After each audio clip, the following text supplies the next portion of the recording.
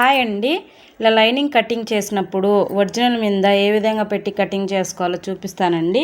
ఈ అంచులు అనేది ఈ విధంగా ఫోల్డింగ్ చేసుకొని ఫోల్డింగ్ చేసుకొని కటింగ్ చేస్తూ ఉంటారండి. అలా కటింగ్ చేయకూడదు.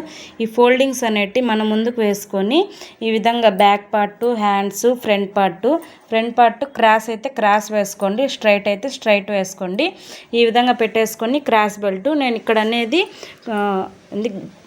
గోటు కూడా తీసేసానండి. సపరేటు గోటు కూడా తీసేసి క్రాస్ బెల్ట్ కూడా పెట్టేసి ఈ విధంగా మొత్తం పెట్టేసి కటింగ్ చేసుకున్నాం అనుకోండి, మనకి ఎక్కడే కానీ అతుకులు రాకుండా బ్లౌజ్ అనేది నీట్గా చాలా సింపుల్గా ఈజీగా అయిపోతుందండి. ఈ విధంగా చేసుకోవాలి, ఓకేనా? ఈ విధంగా కటింగ్ చేసుకోవాలి మనము. ఇక్కడ మాత్రం కొంచెం క్లాత్ అయితే వదులుకోండి, ఓకేనా? ఈ విధంగా కటింగ్ చేసుకొని మీ బ్లౌజెస్ని మీరే చాలా ఈజీగా స్టిచ్చింగ్ చేసుకోండి. మన వీడియో నచ్చితే లైక్ చేయండి, మన ఛానల్ సబ్స్క్రైబ్ చేసుకోండి. బాయ్.